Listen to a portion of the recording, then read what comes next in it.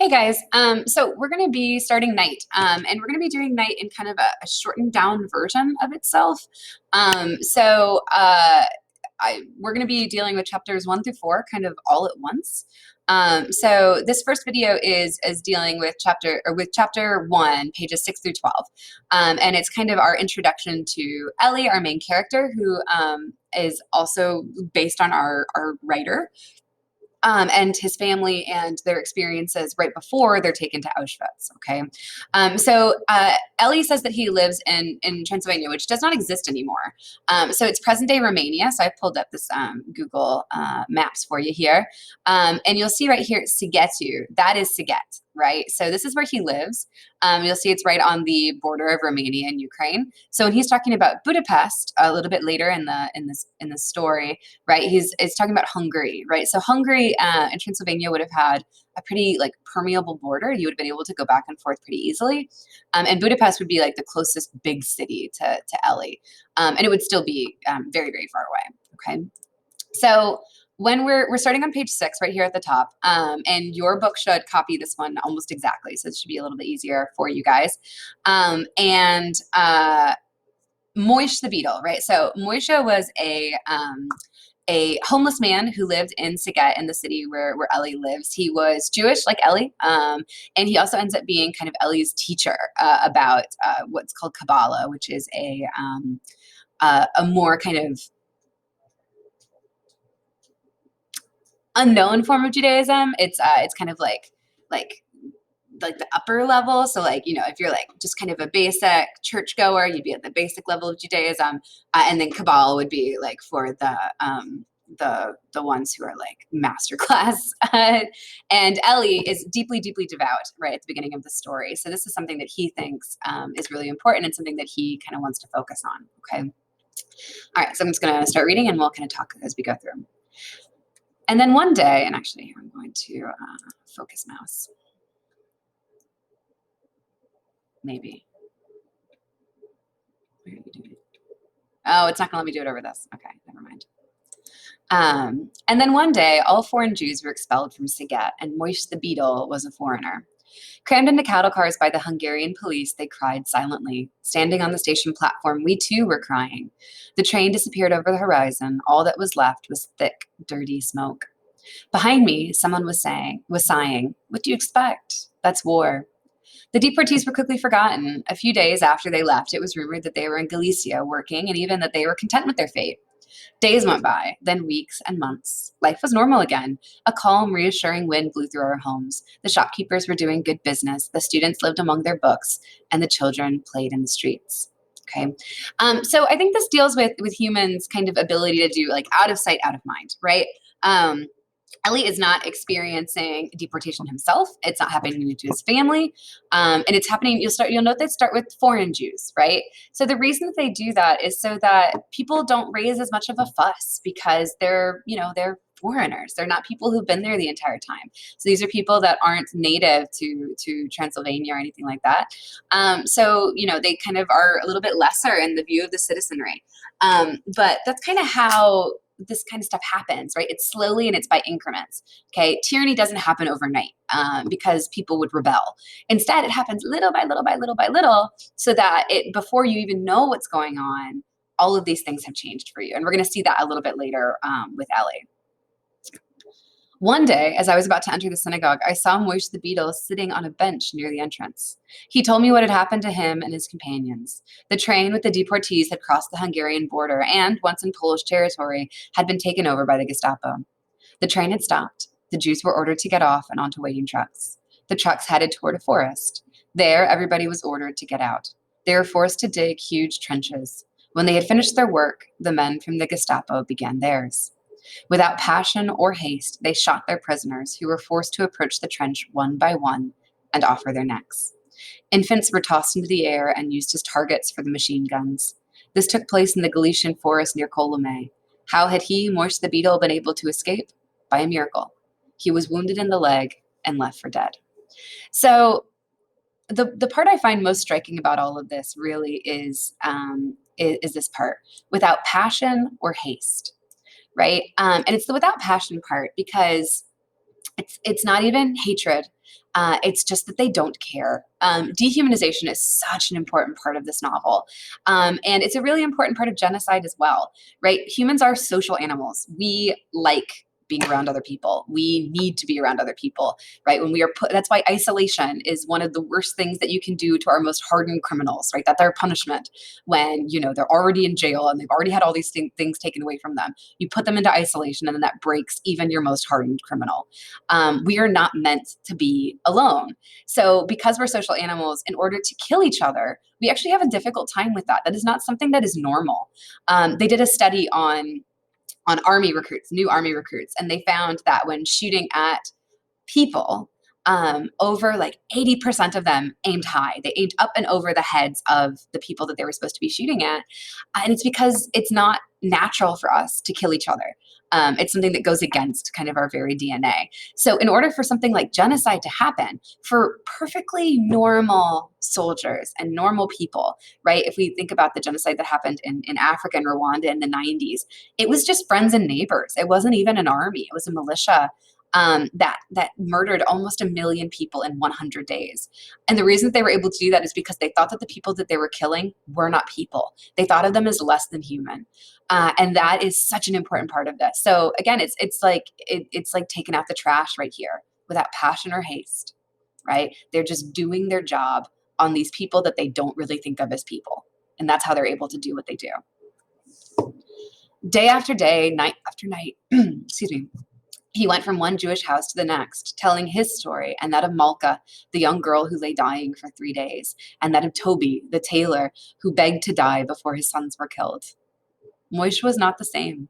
The joy in his eyes was gone. He no longer sang. He no longer mentioned God or Kabbalah. He spoke only of what he had seen.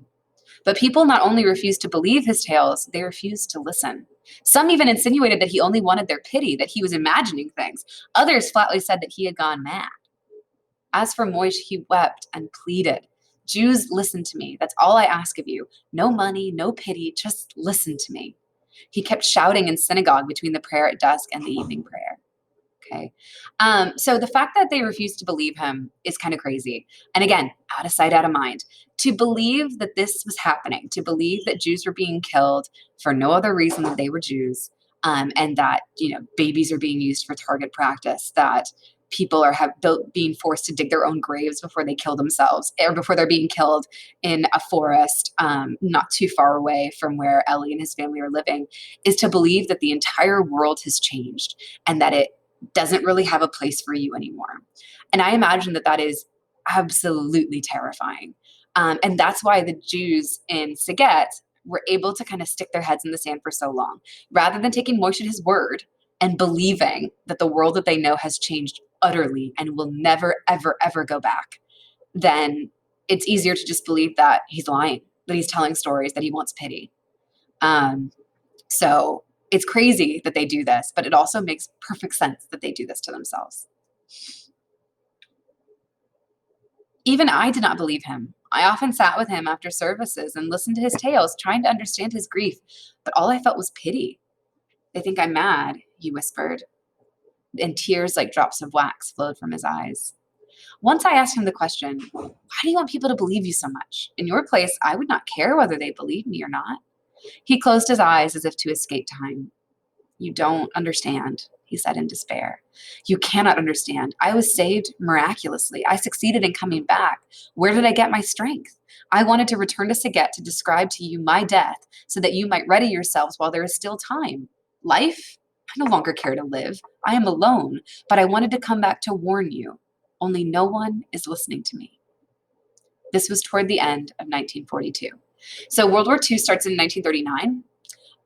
The first concentration camp opens in 1936 or 1937. So again, this did not happen overnight, right? It took time. It took a lot of time for this kind of thing to happen. So 1942, the war is already in full swing, and the concentration camps have been running for a long time, including the death camps. So again, Ellie and his family are relatively far removed. So again, if we look at our map here, Okay, we've got Romania, but then over here we have Germany and Poland, right? Poland was the first place that was invaded by Germany, and it takes a long time for the war to make its way down here. Ellie and his family are largely isolated, so he doesn't even go to Auschwitz until 1944. So they had a lot of time. And you would think that the people that had more time would have been more likely to save themselves. But again, they just kept saying, it's not going to happen to us. It's not going to get here. And we're going to see that here in a minute. Thereafter, life seemed normal once again. London radio, which we listened to every evening, announced encouraging news: the daily bombings of Germany and Stalingrad, the preparation of the Second Front. And so we, the Jews of Saget, waited for better days that were surely to come. I continued to devote myself to my studies, Talmud during the day and Kabbalah at night. My father took care, and the Talmud and Kabbalah, like I said, are both religious studies. Again, he's 11 or 14 years old, and he is deeply, deeply religious. My father took care of his business and the community. My grandfather came to spend Rosh Hashanah with us so as to attend the services of the celebrated Rebbe of Borsh. My mother was beginning to think it was high time to find an appropriate match for Hilda. Thus passed the year of 1943. This would be a good time to kind of fill in some information about Ellie and his father's relationship at the beginning of the novel in your chart. His father is very disconnected from his family. His father thinks that the community is more important, really, and he tends to spend most of his time with that. He pretty much ignores his children and his family, not out of malice. He's not cruel or anything like that, but he's just more busy. He's just busier with the community, and that seems to be his focus. That, of course, is going to change as soon as his community is taken away from him. Spring 1944, splendid news from the Russian front. There could no longer be any doubt Germany would be defeated. It was only a matter of time, months or weeks perhaps. The trees were in bloom. It was a year like so many others, with its spring, its engagements, its weddings, and its births. The people were saying, the Red Army is advancing with giant strides. Hitler will not be able to harm us, even if he wants to. Yes, we even doubted his resolve to exterminate us, right? Even if he wants to is such a crazy, the way that people convince themselves of things is just bananas.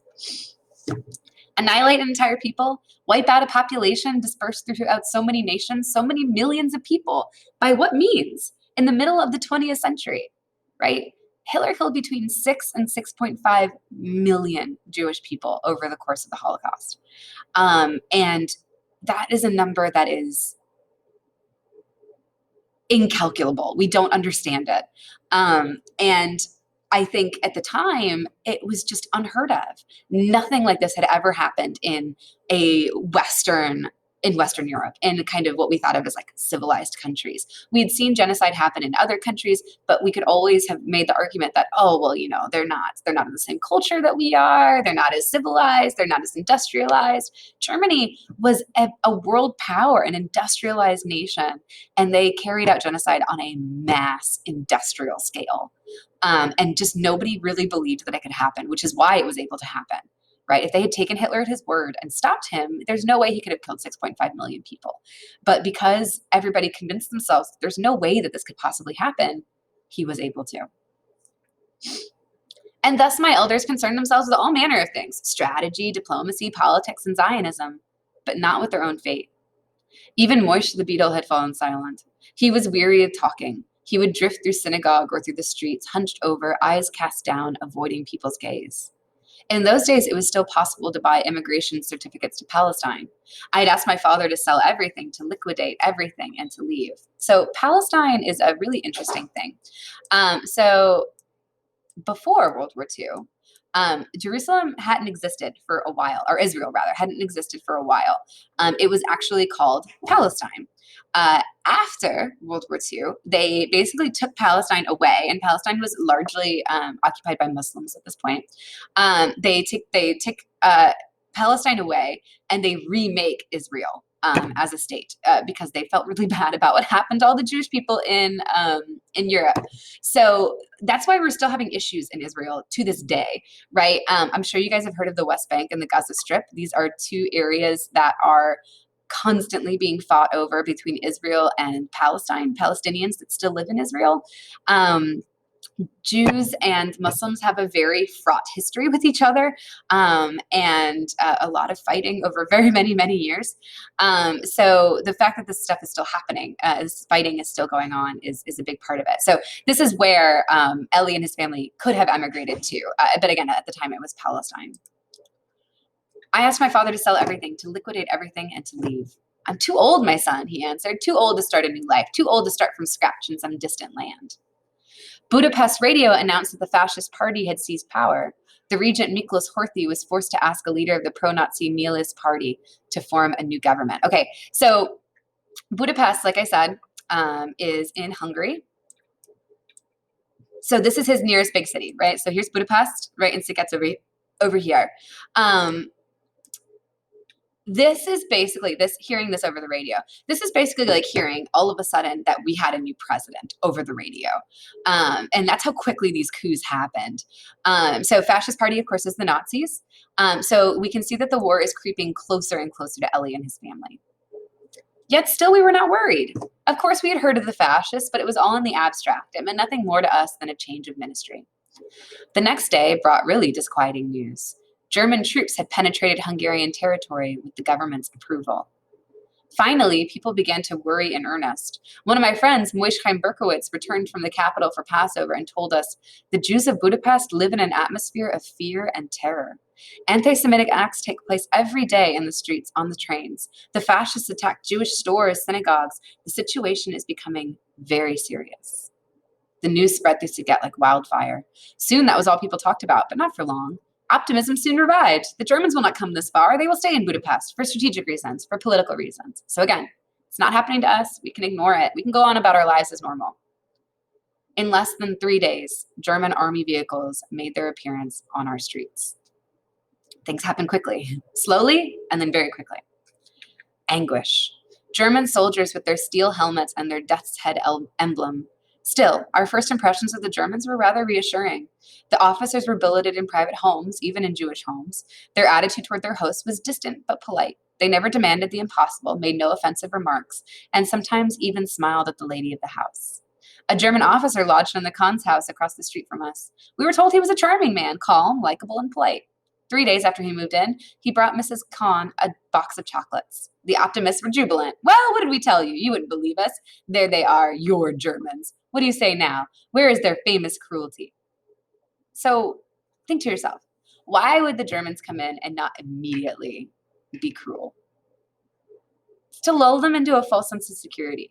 The Germans already knew what they were going to be doing to the Jews of Szeged, which is putting them into ghettos and eventually deporting them to work in death camps. They knew that immediately going in. But you don't start that way, right? You come in nice and you come in calm and you let them believe that nothing bad is going to happen to them until you're ready to move them. And that's what they do. The Germans were already in our town. The fascists were already in power. The verdict was already out. And the Jews of Szeged were still smiling. The 8 days of Passover, the weather was sublime. My mother was busy in the kitchen. The synagogues were no longer open. People gathered in private homes. No need to provoke the Germans. So you'll see they're already not going to synagogue, to church. So Passover is around Easter, right? So this is what Jesus celebrated right before his crucifixion. And it's a really important time for the Jewish people, right? This comes from the story of Moses, right? And the Pharaoh. So this was the final kind of curse on the Pharaoh of Egypt when Moses was asking for the Jews to be released from slavery. The Jews painted the door frames of their homes with lamb's blood. And then when this kind of avenging angel of death came through Egypt that night, it would pass over all of the homes that had that lamb's blood on them, and all the homes that did not have the lamb's blood on the door frame, their firstborn sons were killed. So that was the last and final plague on Egypt that finally made the Pharaoh let the people of the Jews go home. He was like, you know what, we're done here. Almost every rabbi's home became a house of prayer. A rabbi is a priest, a Jewish priest. We drank, we ate, we sang. The Bible commands us to rejoice during the 8 days of celebration, but our hearts were not in it. We wished the holiday would end so as not to have to pretend. On the 7th day of Passover, the curtain finally rose. The Germans arrested the leaders of the Jewish community. From that moment on, everything happened very quickly. The race toward death had begun. First edict: Jews were prohibited from leaving their residences for 3 days under penalty of death. Moish the beadle came running to our house. "I warned you," he shouted, and left without waiting for a reply. The same day, the Hungarian police burst into every Jewish home in town. A Jew was henceforth forbidden to own gold, jewelry, or even valuables. Everything had to be handed over to the authorities under penalty of death. My father went down to the cellar and buried our savings. So first, they can find them to their homes, because if you don't know where they are, then you can't deport them. So they want to know exactly where people are. And two, they take away their gold, jewelry, and valuables. So you take away their ability to have any power, any monetary power. And in doing so, you take away their ability to bribe people, which is really important when this kind of thing is going on. So you're just stripping them of their power and their rights one by one. As for my mother, she went on tending the many chores in the house. Sometimes she would stop and gaze at us in silence. 3 days later, a new decree: every Jew had to wear the yellow star. Right? So again, piece by piece, right? Little by little. So the yellow star was deeply important because it was an outward show of exactly who you were. Because they had to wear the star on every outer piece of clothing, and it was children as young as 4 years old. Every Jew 4 and up had to wear the Jewish star, or had to wear the yellow star of David. Basically, it means that it doesn't matter if you're in a crowd or if you're out with a bunch of other people, you're mixed in with Christians and Jews and whatever. Everyone would know instantly that you were a Jew based on just on the star. They could see it. They knew you were. And that was important because it divides the population, right? It's them and us. And if I'm not wearing a yellow star, then I'm not worried because it's not happening to me. Some prominent members of the community came to consult with my father, who had connections at the upper levels of the Hungarian police. Again, Ellie's father is very important in the community. They wanted to know what he thought of the situation. My father's view was that it was not all bleak, or perhaps he just didn't want to discourage the others, to throw salt on their wounds. The yellow star? So what? It's not lethal. Poor father. Of what then did you die? But new edicts were already being issued. We no longer had the right to frequent restaurants or cafes, to travel by rail, to attend synagogue, or to be on the streets after 6 o'clock in the evening. Then came the ghettos, right? So not letting people go to restaurants and cafes is, again, dehumanizing them. It's not allowing them to have the same privileges that all these other people, all these other normal people get to have. Traveling by rail is a problem because you don't want them to leave the city. You want them stuck in one spot so that you can keep track of them. They don't let them go to synagogues, so they're not allowing them to worship because they're claiming that their religion is nothing. And you can't be out on the streets after 6 o'clock in the evening, so they have this curfew where they're stuck at home from 6 until their curfew is lifted in the morning. And of course, this is deeply ironic, right? Some huge dramatic irony here, because we know that it was lethal. We know that this was a way for them to decide who was going to die and who wasn't. 2 ghettos were created in Szeged. A large one in the center of town occupied 4 streets, and another smaller one extended over several alleyways on the outskirts of town. The street we lived on, Serpent Street, was in the first ghetto. We therefore could remain in our house. But as it occupied a corner, the windows facing the street outside the ghetto had to be sealed. We gave some of our rooms to relatives who'd been driven out of their homes. Little by little, life returned to normal. The barbed wire that encircled us like a wall did not fill us with real fear. In fact, we felt that this was not a bad thing. We were entirely among ourselves. A small Jewish republic. A Jewish council was appointed, as well as a Jewish police force, a welfare agency, a labor committee, a health agency, a whole governmental apparatus. So they're forced out of their homes. Ellie and his family aren't, because they're already in the ghetto. But a lot of people are forced out of their homes. They're forced into other people's homes, and they are walled off from the rest of the community with barbed wire, and with Ellie and his family literally have to board up their windows that are looking out onto the non-ghetto part of the street. And instead of freaking out, instead of trying to rise up, instead of trying to rebel, they just make their own government. They're like, oh, we're all alone. We might as well just kind of create our own little Jewish republic, like he says. And that's where human adaptability is such a problem. It shows us that we will get used to anything. And that is both wonderful. It's one of the best things about being human, and it's also one of the worst things, because it can be dangerous, right? We can allow kind of anything to happen. People thought that this was a good thing. We would no longer have to look at all those hostile faces, endure those hate-filled stares. No more fear, no more anguish. We would live among Jews, among brothers. Of course, there were still unpleasant moments. Every day, the Germans came looking for men to load coal into the military trains.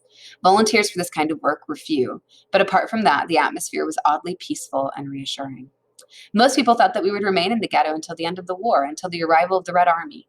Afterward, everything would be as before. The ghetto was ruled by neither German nor Jew. It was ruled by delusion. And delusion just means that you're lying to yourselves. And so Ellie sees, in retrospect, like in hindsight, looking back on this many, many years later, that they were just lying to themselves to make themselves more comfortable. Okay. So this takes care of this part that we're going to be reading. If you have any questions, let me know. Bye, guys.